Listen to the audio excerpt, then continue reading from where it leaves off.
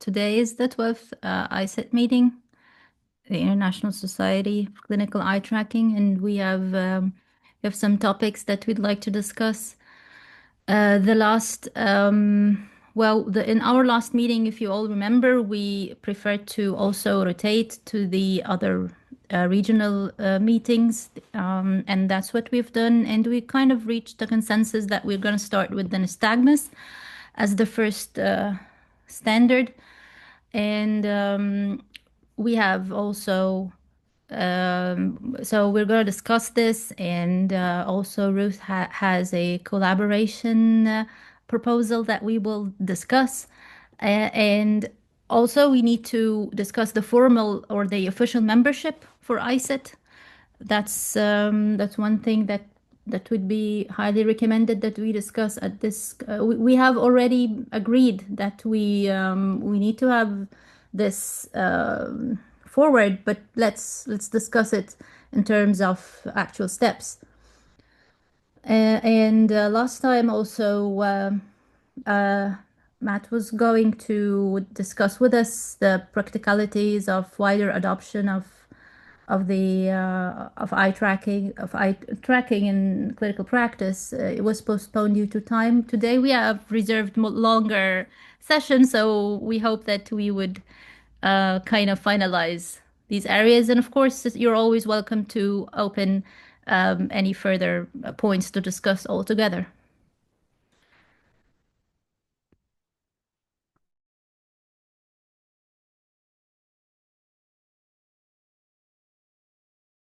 Would you like Matt to start with the membership, move forwards from that, or? My understanding with what we came to with the membership thing was that at some point in the future we would talk about formalizing membership in the similar way to how ISEV does it. But at the moment, and until we decide that it is an appropriate time, it's better to bring as many people on board as possible so that ISET becomes, the standards written by the widest possible group rather than a kind of select few. I don't believe we have at this stage decided that now is the right time to do that. Um, so Hmm. we could have a discussion about that. I feel like right now, I don't know. Personally, I don't think now is the right time to start looking at funded memberships and so on. If we were to do that, it would be about the longevity of the society and being able to fund our costs. Now, at the moment, our only costs are web hosting, which I've got covered for the next 2 years. So I feel like right now, as we're still growing as a society, personally, we ought to leave things as it is. But obviously, this is a democratic society, and other people might differ. So I'll leave it open to anyone else. I do think there is a benefit, not necessarily from making it a paid issue, but from actually making it being able to formally say that you are part of a society. I think there is some benefits to doing that and therefore having a formal membership, even if the actual admin costings and elements to that are tokenistic at this stage. So it could be voted up to have them be to cover the costs in, say, 2 years' time. But to have that be a way for people to have that sort of belonging to the society as opposed to being on a mailing list at the moment. So that's the only other sort of argument I can think of in the other direction. Yeah, that's a valid point, actually. I agree that, when the time comes that we do need money to fund society, it would be better that we have a list of people available who are indeed members rather than getting to that point and then panicking. So I agree with you on that. And yeah, I guess the only thing that could be a concern with regards to membership is who holds the data and what our reliable responsibilities are with regards to that. But I know that Rasha, you've talked about this already, so I'll leave that to you to discuss if you yeah. Well, I was thinking that I would have in our discussion section on the website, I will have like a template for the new membership form. And we agreed that we will have like these data will be used, of course, we are when we were, let me start from the last point, because not everyone maybe attended. When we were trying to present the ISET, we noticed that we don't have actually the real members, for example, which countries, which continent even. So we already agreed in previous meetings that we will move forwards with official at least it doesn't have to be a paid, like official, I think doesn't have to be paid, but I mean the all the hierarchy, the processing, the hierarchy, everything, and doesn't have we will follow all the ethical, of course, uh, process, and we'll have also like a statement that this is that the data of course will be anonymous. We all would yani, just like any formalities that you all know in the memberships. And in addition, it has been raised before that there are concerns of using AI or using, for example, non-ethical or eye track, because we're speaking about the field of eye tracking and AI, and so we will might have a statement. That's why I thought I would maybe put a draft. We need to have, honestly, I think that we need to have such statement that, of course, we comply. This is a clinical society, and we comply with all the what this holds from ethics. To use the knowledge that we all transfer, and in that whole context. So our data, of course, is protected, and also ethically, our institutions and universities, we make sure that it's all clinical. Um, that's all. And I might probably put either you'll find a form sent all to you, or if there are points that we need to discuss, I will have a discussion on the forum. And of course, we all agree, just like anything we have been taking forwards in this society. And let me hear from you if anyone wants to comment on that. So yeah, I think actually, if you're saying this is not a paid membership at present, then I'm in favor. Yeah, I Yeah, think yeah. there is relevance to having, knowing who's involved, and also with regards to, part of what the society is here to do is to demonstrate that there is a need for clinical technologies to be marked for clinical usage rather than them currently being kind of off-label usage. So the more we can demonstrate that there is a strong membership, the more we can actually push for that. It's fun. Yeah. So I will try to push that forwards in the coming 2 weeks, hopefully. And yeah. And I remember, Amanda, and thank you for joining, Amanda, because that was from your last meeting that we can keep this while actually discussing the nystagmus. But I remember that also one of the manufacturers had a comment like can they join our subcommittees within the standards or not? But I mean that we can keep when we're discussing the nystagmus subcommittee. But I'm glad that Amanda is here because that was in the minutes of the last meeting. Yeah. Just add that we've spoken previously about manufacturers' input into the standards, and I think we've said as long as there is an understanding that there is a potential conflict of interest there, that we do value the input of manufacturers because those are the people that will ultimately be implementing on their systems ISET approved protocols. And so I think at least what was discussed before, I'm just reminding people that what we've discussed before was that we would value their input as long as it's understood there is a conflict. Sure.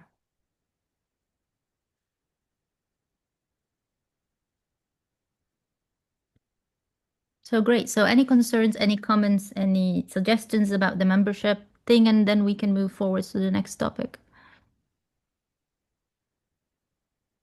Just on a practicality on that, are you planning to send that out so that everyone kind of fills that in and we host that then on the forum just to really clarify the process for that, or do we need to go somewhere to then sign up now?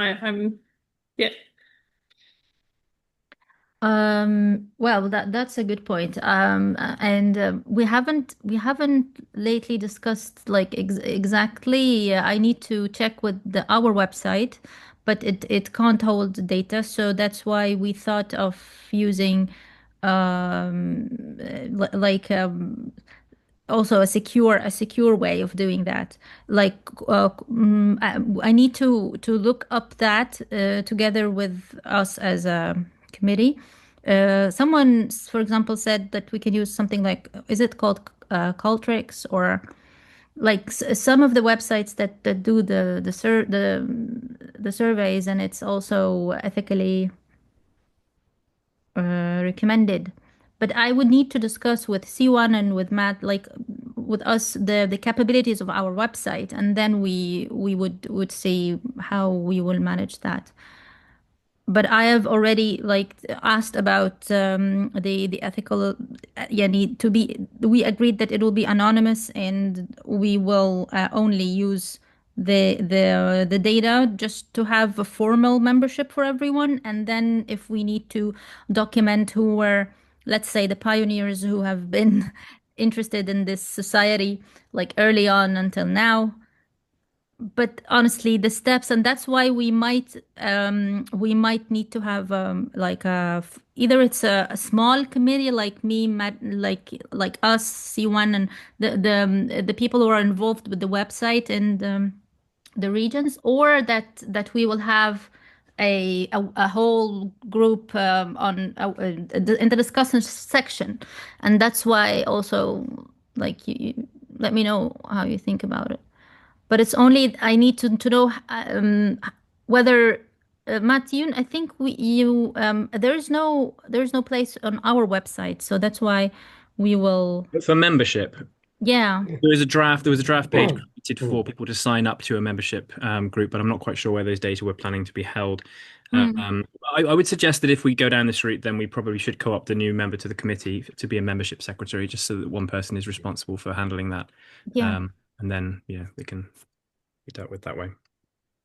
Yeah, we'll just figure the logistics, and then we will come back either with the membership, or if we need to discuss, we will have a discussion section, I think. I think that's what I have can say for now.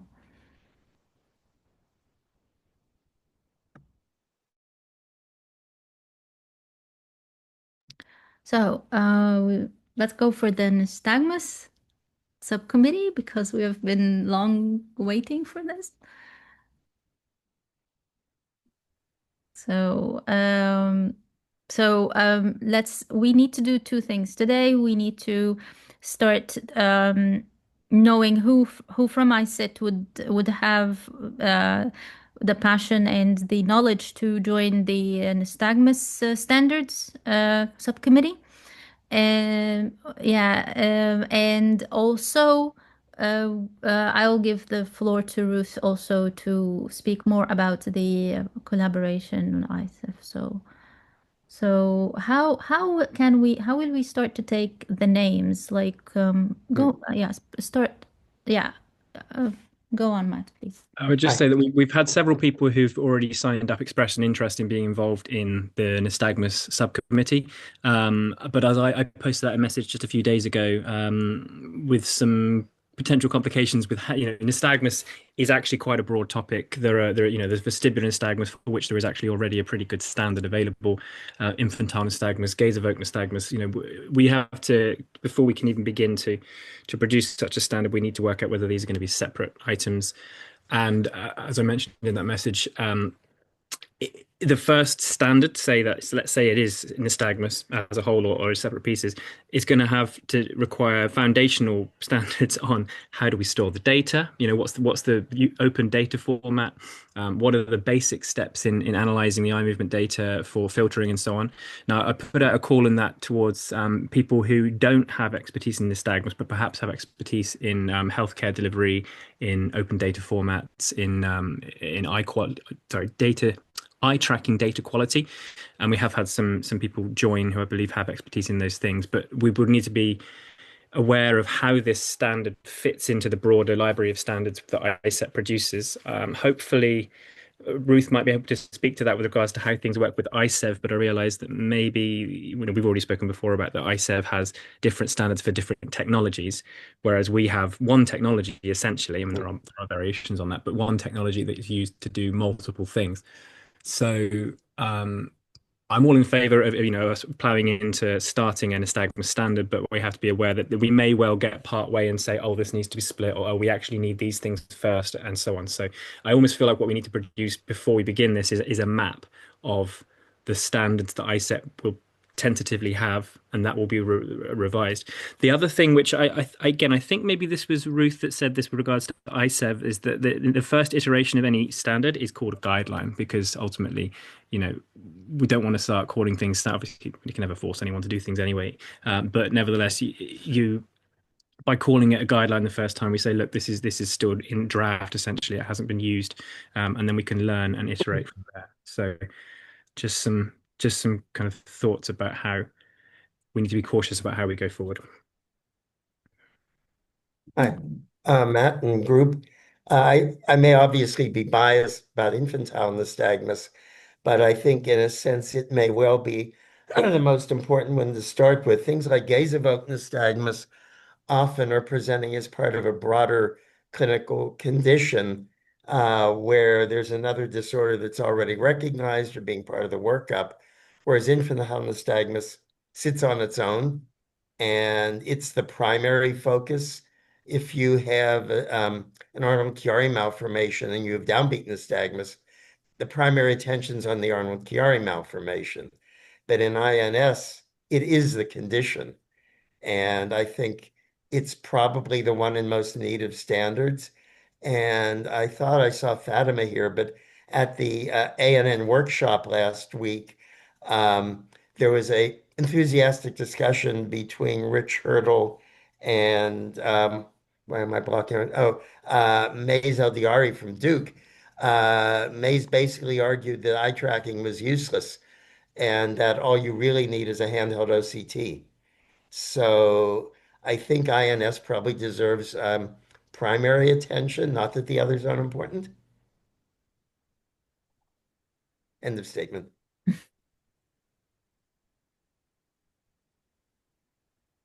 Yeah. Ruth, Thanks, Rasha. Yeah, I do appreciate what Matt was saying there about mapping out what needs to be done. And one approach might be to think of aspects of eye tracking which are common regardless of the clinical application, which might cover things like data storage format and some calibration issues, aspects such as that, which all almost sit outside the clinic, obviously feed into the clinical picture, but sit outside it in terms of, well, what are you actually going to do in the room with the patient? And that might leave the way a little bit clearer for a nystagmus eye tracking protocol, not only to cover any aspect of nystagmus, if you just want to know what the eyes are doing, that might free up the space for it to cover all of that, notwithstanding Larry's point that he's just made. And the only other thing I was going to add, which comes back to the previous conversation about membership, is that membership software is available, and some of it comes in free for small numbers. It might be worth considering, and they have the advantage that they look after all the data governance issues that might be of concern to members. Is there a certain platform that you recommend or have? Yeah, well, we use one called Wild Apricots. We use that for ISEF and also for BRICEF, but it's chargeable even at the smallest numbers. But it's great because it manages, you can have your website on it, you can do all of your email alerts, you can create forum, you can do everything in the one package. So, but it costs money, of course. There are some, I think, that don't charge for lower levels of use. Okay, thanks for this info. Yeah. Yeah, go on, man. I think I agree with Larry that infantile nystagmus may be a good place to start, and obviously that means slightly redefining what we considered our first standard to be, as opposed to very specifically infantile nystagmus rather than nystagmus. But again, I may be biased because, like Larry, I have a particular focus on that condition. But we definitely have people within the group who know and understand the condition, and perhaps I think although I say we need to be aware of what those underlying standards are likely to be with regards to basic filtering of the data and blink removal and velocity calculation. We don't have to define those from the outset. We can start with nystagmus and assume that something sensible is done prior to that point, but obviously nothing can be launched for a clinical point of view until we have all those other things in place. Yeah, and go on, Amanda. I think it would be useful, and I think that that's a great point, Matt, to kind of echo that these things are happening in the background anyway. There is that assumption that these things are being done sensibly from data storage, filtering, etc., and thinking about them. It would be really great, I think, to have the different labs come together or, representation from across the world to go, yep, this is what it should be in INS. And then some of those might come out as that's going along, and that can be subcommitteed off to look at those and to talk about those. But I guess the problem at the moment is that they're not clearly defined what some of those issues, and we can probably name a few of them, but I think they'll become a lot more obvious as to what needs to be worked on through that process. So I kind of echo doing INS as a guideline first, and I did love that from Ruth because I think that is going to get molded and adjusted as we go along.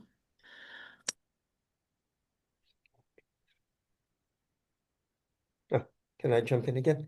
Sure. That I think one of the things, I think Ruth raised a good point about the basic technologies issue, because at the ANN workshop, there were some people asking about specific manufacturers. And well, video eye tracking is sort of homogeneous in principle. There's some marked differences across companies. And I think we will need to be cognizant of that. For instance, some eye trackers where frame rate is variable. And if someone wasn't aware of that, if they're a clinician and use that where timing was important, it could be problematic. So I think while we want to have the analysis standards for something like INS, we want at the same time to make sure that there's awareness of the differences in the technology can affect what you can actually look at, even within the clinical condition. So I think they run in parallel.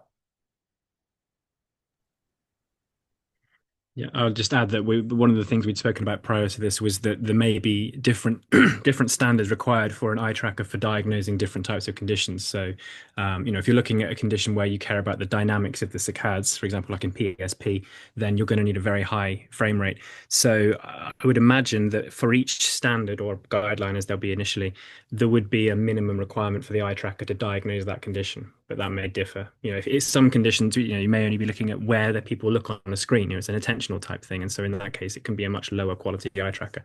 So I do think per standard there'll be an input device requirement.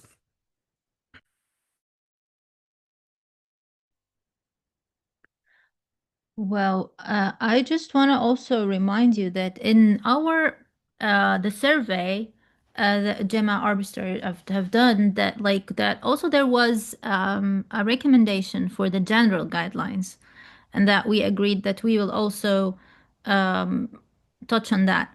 We said we did reach the conclusion that the first standard that we will start with nystagmus, but again, I don't know how much we can also be doing the some of the general things, because it will also, like, the data, like all that we've discussed now, it can be like, I think it makes sense first to say in general, and then we would add specific things to nystagmus. But this might need in parallel working, two parallel working committees, or like the same committee. But let's discuss that. Yeah. So again, just going back to what we discussed before, the primary reason why we decided to start with one and then do the others was simply so we can get a sense of the process of coming to consensuses on various points, and how, learning from one. If we launch multiple parallel subcommittees and we don't have in place a clear protocol for how we make those decisions. Let's say that, one person says they want to do it one way, one person says they want to do it the other way. Both are equally valid ways of doing it, which is, of course, the main reason that ISCET exists, because there are many valid ways of doing the same thing. How do you then make that decision? Now, the proposal from ISEV via Ruth that there is some guidance and following the structure from ISEV might actually provide the framework that we need to mean we can do these things in parallel rather than having to sort of do one like nystagmus, work out the process, learn from that process, and then do all the others. So I'd be interested to see what guidance ISEV has for this kind of thing. And I'm also aware that, of course, ISEV, many of the standards were produced a long time ago, and they've just been updated since then. So, but I would be interested to hear whether that would allow us to maybe do more things in parallel, because I agree that there are a number of things that are mutually exclusive, like data formats and processing steps and eye tracker, attributes that we could be working on rather than delaying because we just want to work on one at the beginning. Andreas, go on. Yeah, I would also recommend not to do several subcommittees, but more one, because if you look at the technology, this has large impact on what you want to record. On the other hand, what you want to analyze depends on the technology. And I think people around here in this group, they know a lot about technology, and they know a lot about the physiology and the patients, and therefore this is a good chance to get in one subcommittee a guideline or a structure for the nystagmus standards. I think it is all interdependent, and therefore we should have one subcommittee. This is my opinion. Yeah. Ruth. Yeah, so just on that point, it's obviously really helpful if you've got a writing committee, because then they can set their own timetable and they can be working on it themselves. But part of the process which ISEF uses for its standards and guidelines is that the entire membership have a 2-month scrutiny period of drafts, and then if there's substantial changes, of subsequent drafts before they vote to approve it. So that gives you the mechanism to draw on if people have more niche expertise to improve aspects of the document, even if they're not themselves part of the writing committee. Yeah, that sounds yeah. I think that'll be also a good thing to follow. Meanwhile, writing, actually, we can already extract just like starting drafts for other even for the general. We will touch on the settings for the nystagmus, and then we will see what of that can be generalized, and then what if that is so specific to nystagmus. So yeah, okay. Well, I'm suggesting, but coming from my own vision rehabilitation and low vision, like vision, like nystagmus with low vision and nystagmus without low vision. I mean, at least for me, they are two separate, and not separate, but the tackling would be, the setting would be different, and I would assume that even most or many of the eye trackers might not they're not all compatible if the vision is with low vision, and of course because this adds another hardship to the nystagmus itself. But also I would like to hear from all of you. I'll just add that I spoke to Chris Harris from Plymouth. He has an oculomotor clinic in Derriford Hospital in the UK just before this meeting. But he's in a clinic right now, so he sent his apologies that he couldn't join the meeting. And he raised that point that many people with nystagmus who might struggle perhaps with the calibration. There's so much variability in the presentation that their vision, as you say, might be very, very poor. You can do things like increasing the size of targets used, proportional to the level of vision. But yeah, just wanted to raise that he pointed out the same thing that you had here, and also just sent his apologies to the meeting. Yeah. Can I just make a point that I think the nystagmus is basically the same. I have a friend who, when she did her PhD on gaze control in the blind, who herself was blind, when we went over some of her data, I recognized nystagmus, and it looked remarkably like the kinds of forms we see elsewhere. But certainly if you're acquiring it in the low vision population, that's much more difficult with regard to calibration. There's the somewhat unusual pupil Ebbs neon, which is zero calibration eye tracker, but getting information from them about what would happen with nystagmus has been challenging. But I would say that looking at the nystagmus in a low vision population would be looking at the same creature, but the mechanics of getting the information will differ. So I think it's at the acquisition end, there's differences. At the analysis end, it's the same phenomenon. Yeah, I totally agree. Yeah.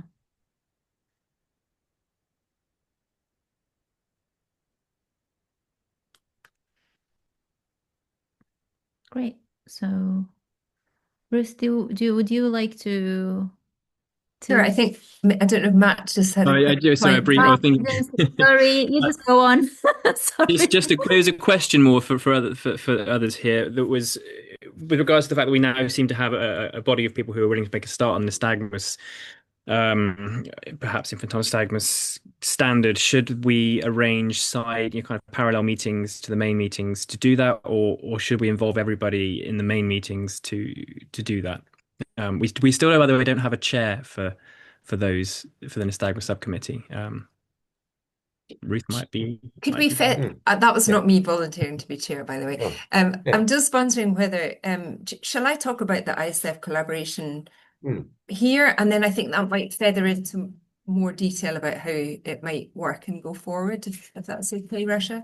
Please. Yeah. Great. So also we'd like to introduce to the group Professor Omar Maru, who's from Moorfields Eye Hospital, and he's ISF's current Director of Standards, and here to show support for ISF's willingness. And in fact, it would be our great pleasure if this was something that both societies wanted to take forward. I posted a proposal on the forum, and in case anyone's not had a chance to read it, I said ISF would like to propose a joint collaboration to write and publish this is a tentative title, ISCET and ISF guideline for clinical eye tracking for nystagmus evaluation. Too many words there, probably. Anyway, title doesn't matter. The point is the suggestion of a collaboration. We have the advantage in ISF of having a pathway. So the guideline development could follow the established pathway where peer review is provided by scrutiny and feedback from membership of both societies. And submission for publication is dependent on a favourable vote of both societies' membership.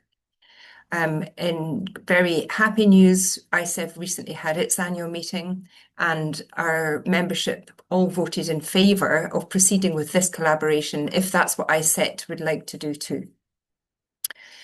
So the writing committee, in which case we suggest would comprise, as it already does, those members of ISET who have volunteered to be on the guideline. And in addition, and in fact, in many cases with lots of overlap, and I'm seeing Art Sidisian and Shan Handley and other ISEF members on this call, we already know there's a big overlap.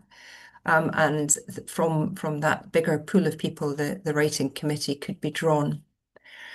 One of the advantages of following this collaboration, we think, is that this process would provide not just a home for the first publication in our journal Documenta Ophthalmologica, which is a clinical ophthalmological journal, so probably a good home for it, but it also gives it an update process.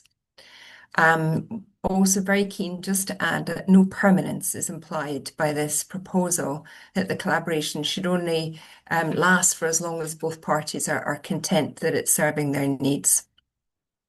And there is a precedent here, which I've probably mentioned before, when it became clear that the full field stimulus threshold was a test that was being quite widely used internationally, but without a single mode of employing it, which made it difficult for use clinically and also challenging to be used as an endpoint in clinical trials. ISEF instigated a collaboration with the Imaging and Perimetry Society and put together a working committee from both societies who within 2 years of their first meeting had published the guideline. I don't know if I can share, but I can show you, if I am allowed to share this, I can show you what that looked like. I think that's probably here. Can I share? Is that okay? Is everyone seeing this? It's Loading up, yes. still loading. Yeah. Yeah, Yep. So this was a result of about 2 years of work between these following 12 people. At the time, Tony Robeson was ISEF Director of Standard. It's now Professor Maru. And you see that around half of these members are from ISEF. The test itself happens to use electrodiagnostic equipment, which is why this was a good fit. And we produced this as a guideline rather than a standard, with the hope that as the test continues to be used and as methodologies converge, or minimum methodologies converge on the guideline, it can grow into being a standard. And it follows the format that we usually use, which is about technical considerations, stimulus considerations, and so on. This is freely available, by the way, on the ISEF website if you wanted a further look. And that will be in due course. It will be revisited by Omar and his team to see when it needs to be refreshed and whether it's ready to turn itself into a standard or not. So that's the proposal, and really happy to answer any questions. And I'm so pleased to hear that it got favourable response at the last meeting. yeah, it got favorable response on all our meetings so far. And we are happy for such a proposal. And yeah, thank you for showing. Thank you for sharing all the data and the guideline. Matt. Yeah, just I'd have as you know, I'm very much in favour of this, but I just have one question, which was you mentioned that there's an update process available. Is that something like on the Journal Documental Ophthalmologica website? There's no? How does that work? No. So we have I think we would probably call it custom use guidelines, if you like, about how we present these, where the stipulation is simply that a renewal of a standard is done as it's seen fit. So they all get looked at. But if nothing has particularly changed with the technology or the clinical applications, then we leave the standard. So it's not easy to see at a single glance, but some standards sit with a decade before they're updated, and others have been updated after just a few years because of changes in technology is usually the major reason for a change.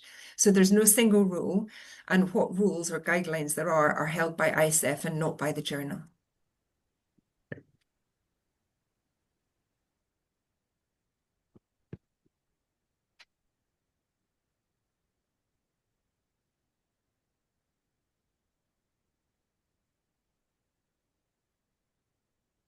So Rasha, if there's no other comments on the proposal just now, and if the group here are happy with it in principle, what should we be doing as our next steps? I'm continuing to speak with ISEF members to look for eye tracking experts amongst them who might be keen to volunteer. And I've been directing them so far to the forum where they can sign up. I know we had some interested people from the Bartimaeus Institute recently signed up. They do a lot of clinical eye tracking in children there. Shall we just continue like that? Yeah, I think so. And maybe then we have a meeting for the subcommittee. When do you think that you will reach the agreement for the members from the ISF that would join? Well, I think we'll probably put out a more formal call to all of our membership and give them a deadline to come back to us to say if they're interested or not, and probably not more than a couple of weeks on that. So maybe 3 weeks, just because it's holiday season for some parts of the world. So we could maybe put a tentative a month from today for us, hopefully, to have a list of names which we could formalize into a writing committee. Would that work for everyone? Yeah, I think that'll be a subcommittee meeting. Like, let's agree on that. Like for the nystagmus group, or what do you all think? So, I mean, Yeah, go on, Matt, please. Just an update on the numbers. There are 14 people who've signed up so far to the committee. To answer your question, given that the main primary thing we're working on at the moment is this nystagmus standard, it could be done in two ways. It could be that we have, the main meetings and everyone's welcome to attend, and those people who want to contribute can contribute, or we could have those, as you say, as a subcommittee meeting. These are all still publicly available. Every meeting with ISCET is published online. And then maybe the main meetings could just be about discussing the wider implications that are brought up within that, so that the subcommittee meetings are focused on nystagmus per se. And then there's bound to be numerous issues that are raised, which would then feed into these main meetings. I don't mind how we do this, but I think that would work. But I'm thinking that if that's the one thing that we're focusing on, thanks, Andrew, for being there. See you again. If that's the main thing that we're all focusing on, then we can actually hold it in the main meetings. I mean, we used to have subcommittees because at the time there were kind of at least two parallel committees working. We were preparing for the survey committee with Gemma, and we were also doing the publications that went to ETRA, I think, 2024. But now I think we have that's one of the main focuses of our society. So yeah, let's all think together. If we want to hold everything regardless of nystagmus in the main meetings, we can do that also. But the point is that the main meetings are rotatory. So also I don't know how will the whereas the subcommittee usually at least it must agree that those people are there in that timing in a way. I mean that's the main thing. That's the difference in my mind. Can I argue for the subcommittee meetings being separate? Because you'll be able to pick a time slot that suits the people in the subcommittee, but also it then sets the precedent for this is how it moves going forward. And we've got a range of other issues, membership, other things that come up, other organisation pieces that probably need to be fed out. And it will also, I think, encourage the more wider group to attend the rotating meetings, and they can probably be, more spaced out than I think the subcommittee probably wants to meet. At least while there's excitement and momentum for undertaking the nystagmus standards. Because like Ruth sort of saying, look, that committee got together and it took them 2 years. If we produce just the one standard over the 2 years, that's great. But if that's what the entire every single ISCET meeting is all about every single time, that might not necessarily suit everyone who's not about nystagmus or who might be more interested in another aspect of clinical eye tracking. Just my two thoughts worth, and sorry for not putting my hand up, I'm really bad at that. I'm kind of in favor of that, but let's hear from I don't know. It's not like many people at the same time. Like, I don't know. I'm happy to see Gemma. So, but can I listen from you just after Matt and Larry because I want to speak a lot about the survey with you. So, if Matt and Larry have, yeah, Larry, go on if it's a short Okay. comment. Well, I would agree, given sitting at the bottom of the world along with Amanda, that if we did this in the entire group, some of those discussions could be really difficult. And I also think that I know it's hard to believe not everyone is fascinated with nystagmus as some of us are, but that I think if we operated as a subcommittee that could focus on that and bring our proposals back to the group, that might be more efficient. I think operating as a committee of the whole could end up being sort of cumbersome. So personally, I would like to see the nystagmus subcommittee operate on its own schedule, but then report back to the overall body. I will now put my little hand down. There. Matt. I actually have my thumb up rather than my hand up, just to agree with Amanda. And now what you said, Larry, that I think actually that probably is the better way of doing things. Perfect. Gemma, please. Yeah, hi all. Yeah, I was going to agree with Amanda and Larry. I think the committee subgroup, when we were working on the survey, was a better way of keeping it going, but yet you are just taking a small group of people with an interest in that condition. And what you really need is the broader group to keep rolling as well, not just everybody being included in the nystagmus discussion, because whilst it was the most popular thing that came through from the survey, that's not going to be everybody. So we don't just want to hijack the whole ISCET to just talk nystagmus.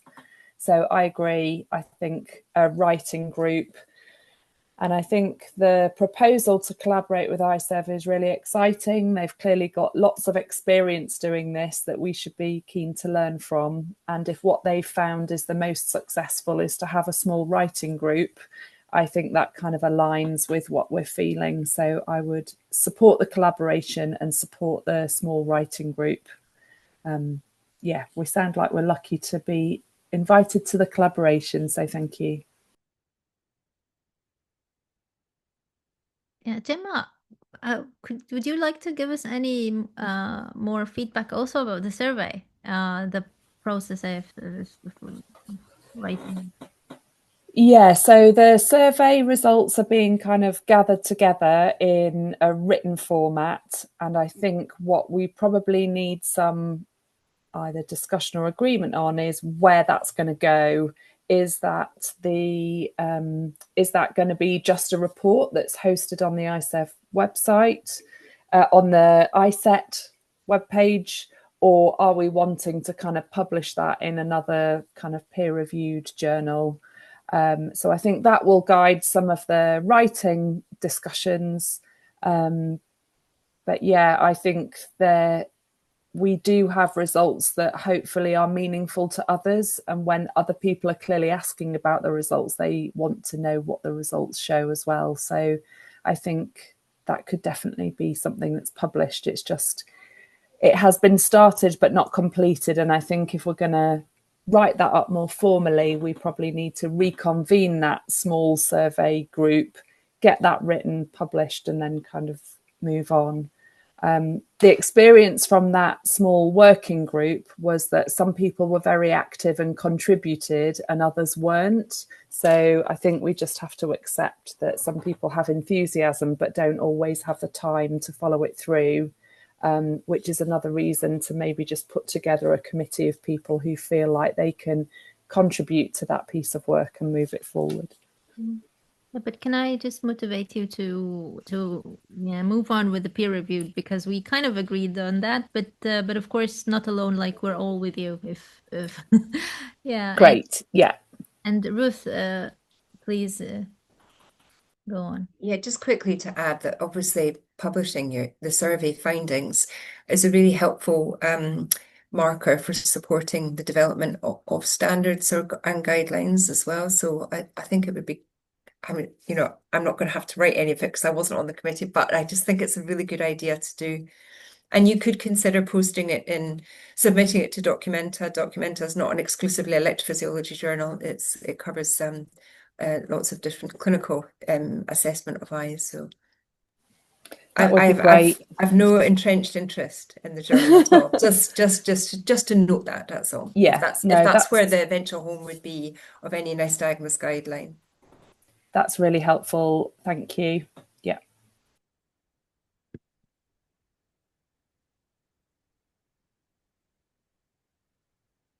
Great. So, any comments? So, okay. So, Matt, would you like to proceed with the long-awaited topic that you wanted to discuss? Sure, yeah. So this actually I raised a while back. It was just let me just start a slideshow and then hopefully share my desktop. Here we go. Nope, it's gone. Let's try again. All right, so can you see my screen? Yeah. So basically, there were a few questions that that kind of come up with regards to broadly thinking about how eye tracking can become more of a regularized clinical discipline. So I just wanted to bounce these questions to the group and just see what people think. The first one then is which clinical disciplines would actually be the ones who would be on the ground delivering the eye tracking, as in who would be operating eye trackers if this were a regular thing. Now, I recognize that it's going to also vary from discipline to discipline because, of course, we're looking at people involved in neurology, ophthalmology, psychiatry, audiology. My understanding at the moment is that it's often orthoptists in the ophthalmic world that do this, orthoptists, and perhaps even with the neuro-ophthalmology, it's orthoptists. What do people think? Is this likely to become, a technician of a specific training, or yeah? Any thoughts?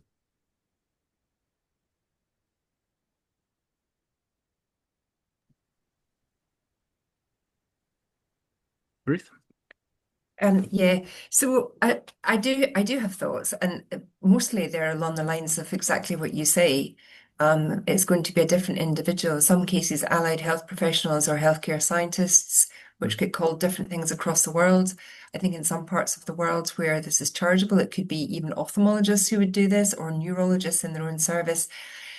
ISEF has run up against this as a difficulty in the past, where there have been attempts to suggest that as a professional society, we might be in a position to say who should be doing electrodiagnostic tests.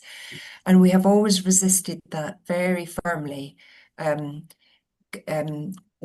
able to register individual professions, never mind individuals, as safe to practice in certain areas is a hugely costly and difficult field. And so we've always remained very agnostic in terms of making any comments or statements about who are the right people to do electrophysiology. Yeah, I just say that we've already discussed as ISET this issue as well, and we came to the consensus at the time that, just like you've said with ISEV, that we would be looking to be an accreditation body of any kind.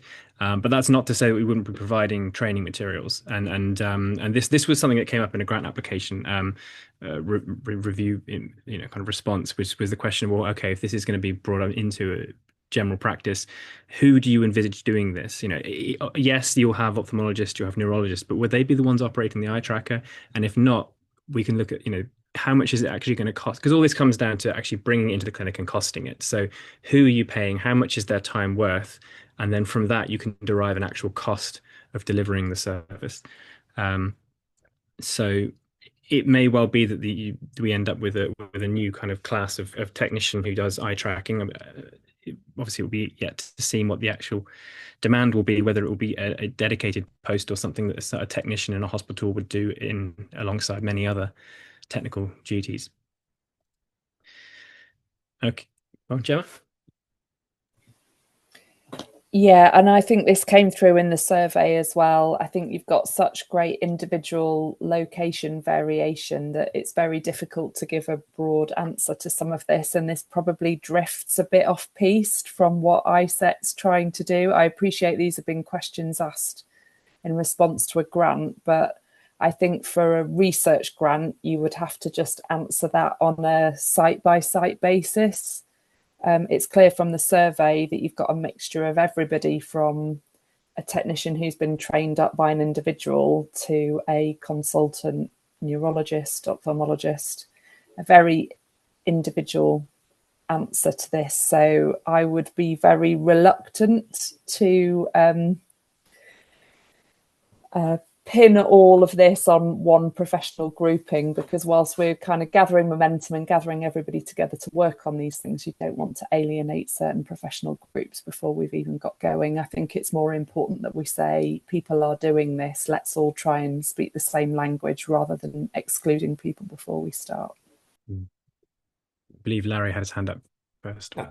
Yeah, following on with that, I think I agree with Gemma on most of that, but I do think your last bullet point about training would be useful, because regardless of the discipline from which the people doing the eye tracking are coming, they will still need training. And if we could produce some sort of materials rather than having them sort of dig through 50 years of Google Scholar searches, that could be useful regardless of the discipline. and the logistics are probably going to really vary across healthcare systems. I mean, I do the testing because I'm interested upon referral because I'm not a clinician, but I'm also cognizant of the fact that I'm really not getting reimbursed for my time. I do it because I'm interested in it, but that's not a really viable model to try and take to the world. So I think at least the training materials would be valuable. Mm. How the testing is actually implemented, that's a more challenging question. I'll put my hand down. Sean? Hi, yeah, I just wanted to really support Gemma's, Larry's, everyone's points so far.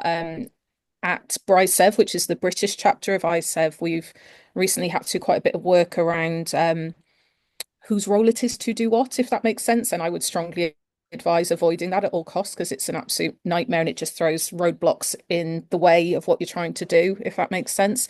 And to also really support the idea of having education and training development because that's going to boost your workforce and boost your membership and the society as a whole. Amanda? I'm always wondering, following on from that, whether or not it would be something where we could have satellite meetings of ISET, for example, that are attached to some of the other big meetings that could have training workshops that are in those. You know, I've seen in other societies where they run so I'm thinking about the Colour Society. They run a colour school once every two years that has a week of bringing people together and training up the basics as kind of a way to bring some of those things forward. So I think the education piece is really important because I think that's the only way that these things grow and move forward. I think there would be interest in doing that in a number of professions. So I definitely don't want to limit who can undertake eye tracking. I think that I want to echo the other points there of that's just going to create political roadblocks that aren't going to serve what ISET I think was developed to create. But I think we should look at the education piece because that is the only real way to kind of bring all of those things forward as opposed to stumbling through it and working out all the different bits and pieces. Having been through that process somewhat myself under Larry and working in Larry's lab for a long time, I think it would have been lovely to have some formal training Larry's been wonderful, but I think it's hard to have that one-on-one mentoring on a more global scale. Yeah. An apprenticeship model is not really the way to go forward. Darren? Great discussion. So maybe I'm generalizing, but in Atlantic Canada, we work closely with our eye tracking services, basically the vestibular team next door. They're swamped. I don't think they could add our infantile nystagmus group to them. I think in Canada overall, perhaps North America, talking to your first point, I think there would be an appetite and a desire for the orthoptic community to take this on with their pediatric ophthalmology and neuro-ophthalmology units. It feels like a nice fit.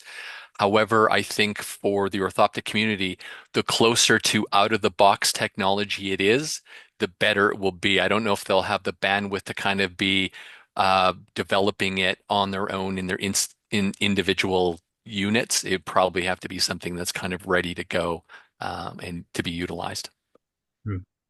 Thank you. So just to respond to this, I would just say that the question as raised was not meant to be for us to define who should be doing it, but really these questions are about looking to the future. What do we expect in 10 years' time this is going to look like, assuming that there is a set of standards out there, and then hopefully by virtue of that and training materials, as we've said as well, this will lead to more people joining the field. One of the main reasons that ISET was set up is that it's so complicated to get into eye tracking at the moment. You really do need to go through a kind of apprenticeship type thing, which is why it's primarily researchers that are doing this. And as Darren just said, we want things that are out of the box useful. I know we've got at least one manufacturer here developing kit, which best as possible does that. And that's, if there can be devices that are ISET protocol approved, then they will be able to be used hopefully with the minimum required expertise. Obviously, there is a significant amount of expertise involved, and we have to be cautious not to oversimplify things. But that's that. So, did anyone have any any points to respond to any of these other points here, which, as I said, are just more about thinking to the future as to how this might look in a decade's time?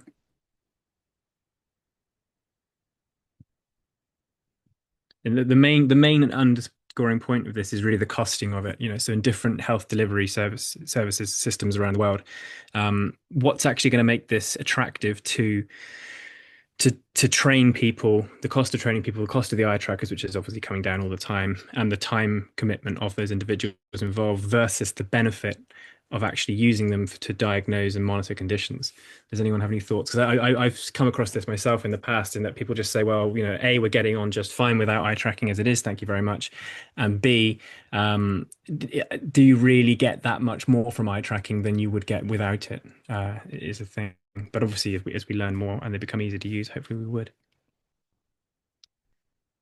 But if there's no other points on that, then I will hand back to Rasha for the.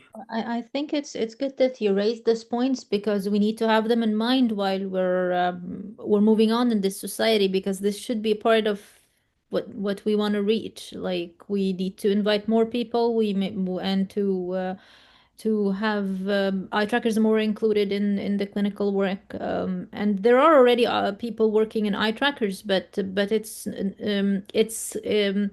not all clinicians are aware, and they don't have also means to the know-how.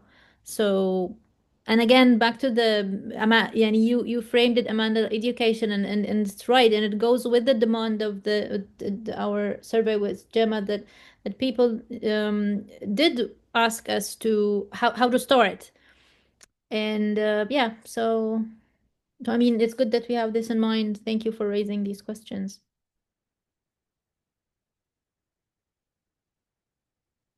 Larry, Ruth. Oh, hi.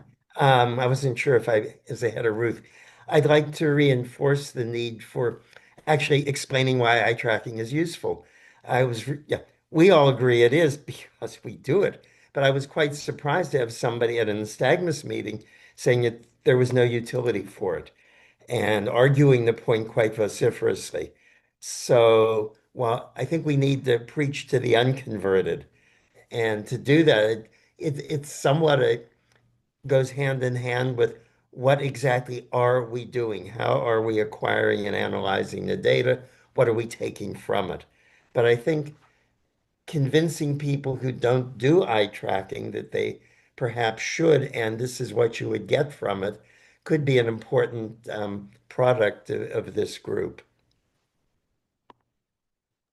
Yeah, definitely just to reiterate what Larry has just said. And there's another aspect. I mean, even electrophysiology, you'd have thought it was a bit of a no-brainer that, especially pediatrics, for example, it's really needed there. But I've sat in international conferences and listened to ophthalmologists say, oh, I haven't asked for an ERG for 10 years. So there is a huge job of just communicating the value. And that's becomes it looks like a Russian doll issue. So I think the steps that ISCET are taking are really essential. Once you've got clinical standards, then you've got the ability for manufacturers to take it wider. As it gets taken wider and the utility is discovered by people who can use it more widely, they talk about it more widely. They present cases where eye tracking has helped solve the problems and so on. And it's that cascade outwards from a core helped by things like clinical standards and guidelines that I think will be essential.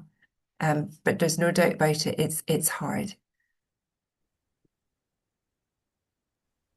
Yeah, I feel like maybe this could be a project that ISCET could take on, is being able to demonstrate those benefits more clearly, because I struggle to have resources to point to show that there are benefits, and I think it's going to come down to cost for the use of eye tracking in clinics. I always have to make the case from scratch each time. I'm just going to pop a paper in the chat here, which was one that was written by a group primarily in the UK last time. I know Mario, who's here, was involved in that as well, and that pertains particularly to ophthalmology, but we're broader than that now. We're covering many more disciplines, and something like that, which I think has a focus on the cost benefits would be really a really useful resource, and that would hopefully have the benefit, sorry, the outcome of increasing the number of people who are able to join the field. You know, there's I know of clinicians in hospitals who would like to take eye tracking into their hospitals, but they can't make the case to the people who hold the money to do so. So some kind of, I don't know, maybe we should just put this in the back of our minds as something which we could do to try and understand that for ourselves. What are the actual benefits, cost benefits, and to make the business case that can be hopefully applied worldwide to bringing eye tracking into the clinic a bit more. And I'm sure the manufacturers would have an interest in that as well.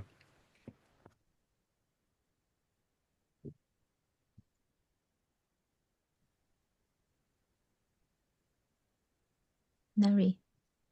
Oh, oops, hi. I think following on from that, I was struck that at the meeting who dismissed eye tracking seemed to feel that a reasonable alternative was to schedule an MRI in an infant, and both the costs and risk-benefit ratio I would have thought would have been in favor of eye tracking.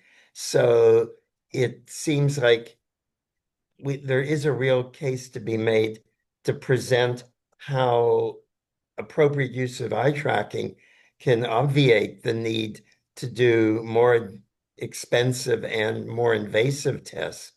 And obviously, if there are people making an argument like she was, we haven't done that yet. That's all I wanted to say. Yeah, Gemma? So in Sheffield, we have an eye tracker at the university, but the clinical orthoptic team have just got through a business case to buy an eye tracker. So it might be that ISCET is a good place to share business cases for people who have more recently kind of won or acquired or gained funding for this.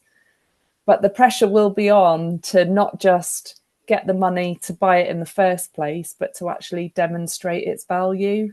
So this is kind of going to be an ongoing and a rolling issue that, yes, you've got to show the value, then you've got to demonstrate that the value is being maintained, because when that needs either replacing in a number of years or something's broken and needs fixing, you've then got to justify the cost of all of that. So maybe ISCET should be the place where people share examples of things like business cases. Amanda? Thank you, Gemma. I really think that a lot of the things that ISCET is working towards in terms of making protocols and sort of creating that gold standard will create a lot of that movement anyway. I think one of the big issues is that you're obviously not having a standardized thing. OCT is more expensive. MRIs, as Larry has pointed out, far more expensive than eye tracking. I'm not sure it's a costing issue, but just that it hasn't become that sort of the mainstream gold standard of this is how something should be done. And a big part of that is thinking about the protocol. So I think back to, 15, 20 years ago when OCT stuff was starting to come through and they were looking at different ways to look at an optic nerve head, for example, and thinking about, what are the different imaging technologies we could be using and having to do an assignment on what were the pros and cons for three different pieces of equipment that were there and three different ways to kind of do that. And I really think that working through these protocols and kind of having those will bring that to become a more of a mainstream gold standard for a lot of these conditions.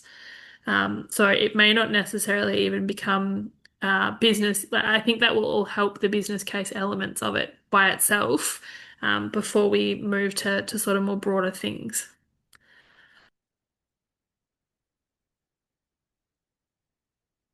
Yeah, thank you. I think we're circulating back to the topic that we need to have some protocols, which call it general guidelines, call it protocols, call it education. Yeah, I don't know. Am I the only one who's seeing this? Because I know that we agreed in the beginning when we raised this issue that we won't have parallel committees, but then, okay, how do we have an educational tab on the website? Like what do we have? I think there is a need to have to open this maybe later, but I mean, for my mind, it's all the same thing. I don't know if I'm missing something here. Yeah, go on. Sorry. In my mind, the education piece is different. It needs to be a consensus guideline, protocol, standard, whatever we want to call it, Probably a guideline in the first instance. I think we've all kind of settled there, but I think that needs to come first, so that then that can be taught. And I think that teaching element comes into the bringing new people in there, but also kind of then looking at putting cases together and having almost rounds with it, or different ways that things are applied. And kind of moving those forward. So, to my mind, the education piece comes a little bit later, once we've got some standards and some pieces where we can show how they've been applied. But I'm happy to be wrong in that space.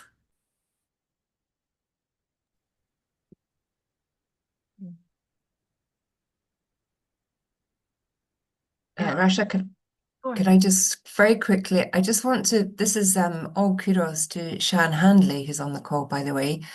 This is Bryce F's education pages, and I just want to show what a superb job she's made of assembling information about courses, but much more than that, there's textbooks, journals, standards, cheat sheets, guides, and calculators, and some PPI information at the bottom there. And there's more than that. It's been an enormous piece of work.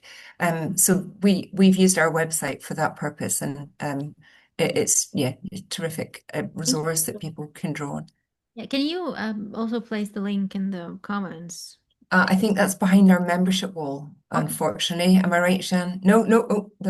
Okay, but I think that's the maybe that's the idea. We don't have to have, like, if the expertise that we already have in the ISCET now can contribute to such a tab that even we do in our website, and then later on we can collect that and make like more educative materials or more general guidelines. I don't. I had this thought when I heard the results of Gemma in the very first meeting, but how do you think about it? I agree with Amanda that the standards probably, or the guidelines, need to come first, and then the education. Or there may be some things that could be done without them, but I feel like it's very hard to say this is how you're going to do things until we know how we're going to do things. So I just echo. I agree with Amanda.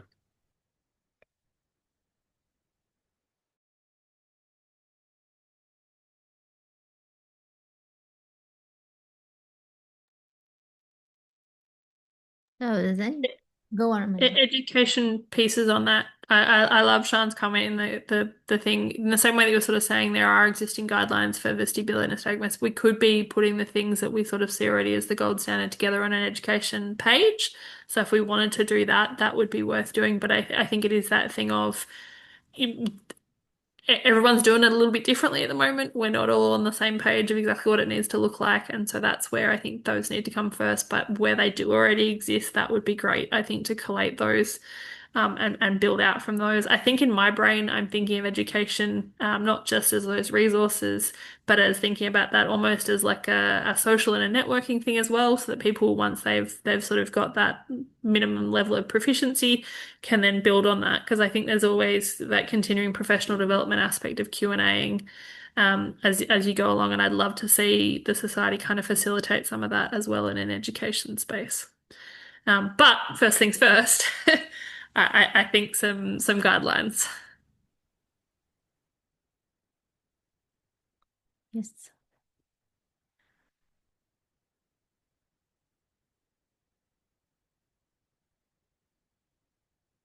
Did I see you waving, Larry, or that was a wave? Okay.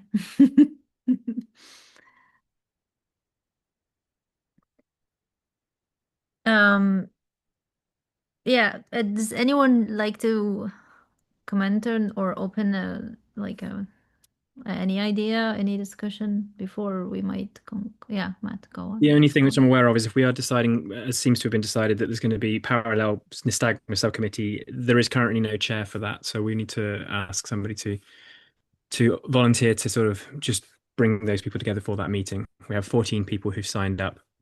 And if it might help, previously it was suggested it should be a clinician, and I feel like maybe having that direct involvement from ISEV would be quite helpful as well, because they know how to structure things better than those of us that have not been involved in ISEV.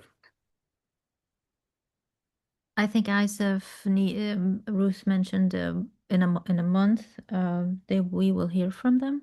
So, but would you like to to be Jeff at least for the ISET members, and then we move I'm on. not suggesting that we do anything prior to the decision made by people in ISEV to join, but I'm just aware that we still need to find somebody who's going to be the chair for that group. Yeah, I think maybe when we've got our final list of the committee, a chair might arise spontaneously. It's often the case. Yeah. Maybe we could put that as item 1 on our agenda for meeting 1. Yeah, that's yeah. I mean I meant that Matt, that you would just lead them, like, to have all these people together, and when we're all together, we would maybe see who would like to chair. Sure, absolutely. Yeah. No, I'm happy to kind of bring everyone together for that first meeting, but as I'm kind of chairing ISET as a whole, I think it'd be better to have somebody who's, I think the more people we can bring on board into leadership roles within ISET, the better. Yeah. Yeah, Omar, you had your first of all, welcome to the meeting, and you had your hands raised for a comment. Thanks very much. It's great to be here. Yeah, can you hear me all right? Yeah. Okay, great. Yeah, no, sorry, I put my hand down because I was scared to think I was volunteering to be chair. But it's great to be here. And as Ruth said, I'm quite green in the role of director of standards. And I don't have any expertise specifically in nystagmus or in eye tracking. I'm mainly inherited retinal disease and ERGs, but I'm happy to help in any way I can. One thing Ruth mentioned is that ISEV do have a particular process that's kind of been tried and tested, might not be perfect, but there is a process there where it does go out to membership for comments. But one thing to think about is, I think you said at the start, you haven't got a formalized membership yet, so that I don't know whether sort that out as you go along for it then to go out for comments. And with standards and guidelines, one potential pitfall is they can become very onerous. And I think one reason electrophysiology isn't as maybe widely used as it can be maybe, standards are great, but sometimes they can make people feel, oh, this is too daunting and I'll never be able to do something like that. So let's just go on without it. And then this thing about how do we get people to recognize the value? And OCT is widely adopted and it never had a standard. So a protocol or a standard won't necessarily mean that everyone will adopt it and appreciate that it's valuable. And I think making the case of real cases where eye tracking or made a difference to the diagnosis or management of a patient, that's the kind of thing that would, as well as showing it's cost effective and whatever else, and might replace more costly investigations or maybe the same thing. That kind of thing in an honest way, it does probably increase adoption. And we try and do that with electrophysiology, and one issue I have is often electrophysiologists will say, well, clearly you needed this test, and someone who knows a bit about that disorder will think, actually, I still didn't need that test. I still could have come up with that diagnosis without it. So I think doing it in an unbiased and honest, interactive way, maybe with dialogue, would make things more likely to be adopted. But anyway, those are just some thoughts from me. But thanks for having me in this meeting. Look forward to working with you. Thanks for joining and looking forward, yes, for the next meeting with more members from ISEF. Larry, did you have? Yeah. Following on from that, I think one of the things about eye tracking, especially in the context of nystagmus, is that some of the most important information isn't actually quantitative, it's qualitative. And it's identification of waveforms, identification of periodicity, looking at latent components. And I've worked since I've been in Australia with Alano Kaval, who's a very senior pediatric ophthalmologist or bismologist. And I think a couple years ago at Ransco meeting, he gave a talk of when you don't need eye tracking for nystagmus. And so he addressed, because I've done lots of recordings for him, when they've been diagnostically important and when they haven't.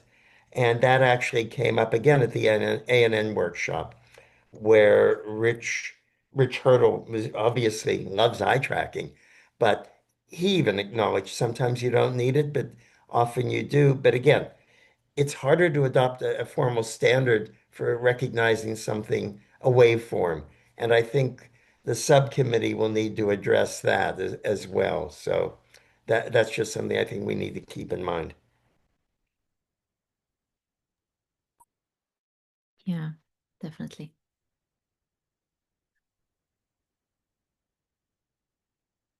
Yeah, I think the more we present our work and we have more, the more, yani it's part of it is awareness, for clinicians, and it's a technology thing, so not all people are aware of the importance, and even honestly, at least from my side, not all technicians, not all clinicians would be aware of even the embedded eye tracking in many, like we're just not into the technology behind the most of the actually equipments and things that have eye tracking. So it just needs more awareness and more focusing. This is what ISCET should also be doing. So, and coming to that, Matt, can you we have once suggested that you create the LinkedIn page. Uh, I don't know why but you have been elected for that. Oh, sorry, I wasn't aware that I had been elected for Yeah, well, that. actually, you were you left the meeting early, and we have actually Oh, you elected me after. elected you. I can do that. I'm happy to set that up. I Yeah, don't have a LinkedIn account myself, but I can create one and create because I understand it would be beneficial for people to be able to link themselves to it, and that would raise awareness of ISET. So yeah, exactly. I'm happy Yeah, to do that as an action. Yeah. thank you. Oh, that was in one of the very nice meetings that we have. I felt like we had the time to discuss things to kind of reaching some conclusions and end. So, yeah, I'm happy. Thank you all for allocating the time and for being here. And if no one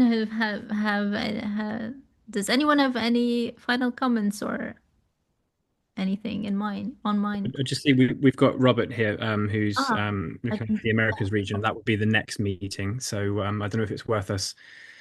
Obviously, it's a different region to this one, but Robert, did you have an idea in mind as to when you wanted to do this meeting? Is it worth maybe timing it to just after ISEV have come back in a month's time? Any thoughts?